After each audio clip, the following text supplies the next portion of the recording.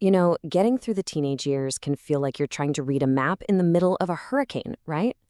But what if the key to connecting with them wasn't about trying to control the storm, but about becoming the calm harbor they can sail into?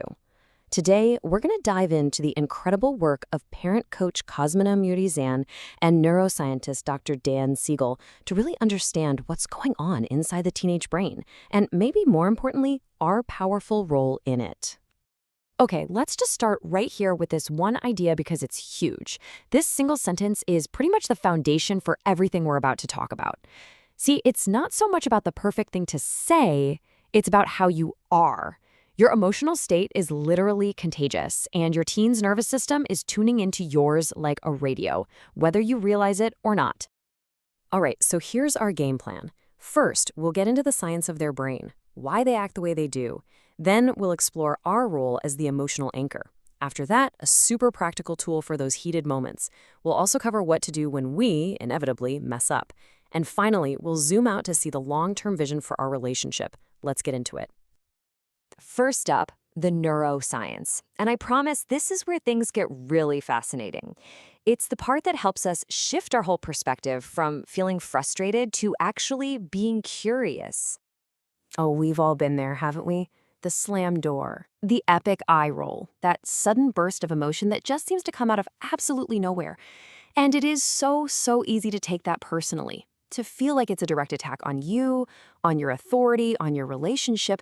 But, the science tells a completely different story. Dr. Dan Siegel gives us this absolutely brilliant metaphor. He says the teenage brain isn't broken, it's under intense construction. He calls it brain remodeling. So think of it less like a finished house that's a total mess and more like a massive construction site, with exposed wiring, half-finished walls. It's chaotic for sure, but it is all part of a necessary and purposeful rebuild. So what are the construction crews actually doing in there?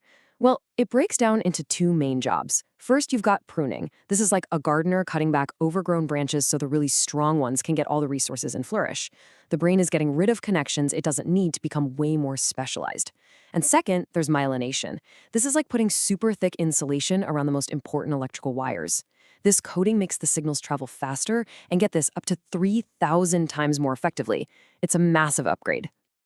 So here's the bottom line, the thing to hold on to. When your teenager is being moody or impulsive or just intensely emotional, it is not a character flaw. It's often a direct symptom of this massive and totally necessary construction project happening in their head. And just knowing that can help us take their behavior a whole lot less personally. Okay, so if their brain is a construction site, what's our job in all this? Well, it's to be the calm, steady, and unflappable project manager. This chart just lays it out so perfectly, doesn't it?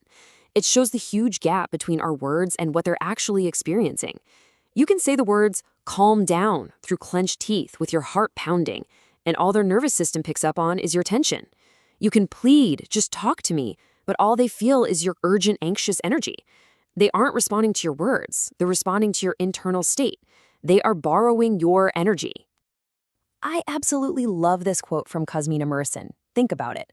When your teen is spiraling in an emotional storm, your grounded nervous system literally provides the ground.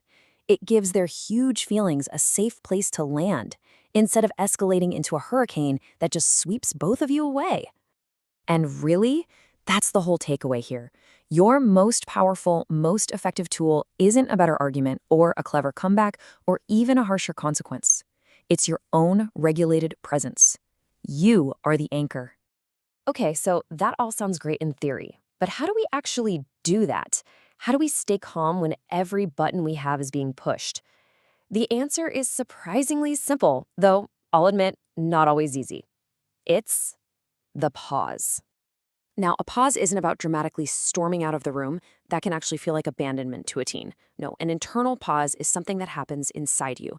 It's that split second where you feel that heat rising in your chest, that frustration, and you make a conscious choice to just wait, to take a breath, to stay right there with them, but without letting that reactive impulse take the wheel. And what impulses are we talking about? Oh, you know them. It's that immediate urge to correct their facts, to defend yourself, to just shut the whole conversation down, to demand that they show you respect right now, or even just to fix whatever they're feeling as fast as possible so it goes away. The pause creates a tiny bit of space between their action and your reaction. And in that space, that's where you find all your power. And let's be super clear about this. Pausing isn't being weak.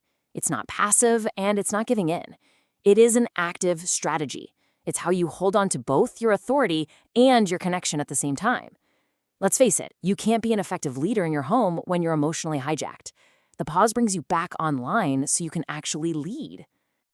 But hey, let's be realistic. We're human. We're not always going to remember to pause. Sometimes we're just going to react. So what happens then?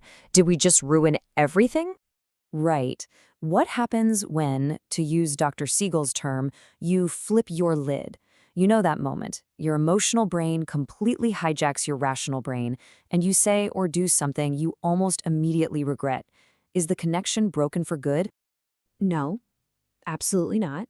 And this might be the most freeing, most relieving part of this entire approach. Perfection is not the goal. You're going to mess up. I'm going to mess up. We all do. The goal isn't to never have a rupture in the connection. It's to get really, really good at repairing it.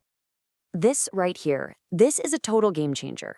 What actually builds deep, lasting trust isn't a perfect track record with no fights. It's built on the promise of the return. It's your teen knowing deep in their bones that even when things get hot, you will come back. You will reconnect. That safety, that reliability, that is the relationship. And repair doesn't have to be some big, dramatic apology tour. Often it's small, it's quiet, it's simple. It's just owning your part without making excuses. Whoa, that came out sharper than I wanted. Or, you know what, let me try that again. Or even just, I got tense just then. Notice what's not here. There's no but you. There's no justification. It's just a simple, honest statement that makes things safe again.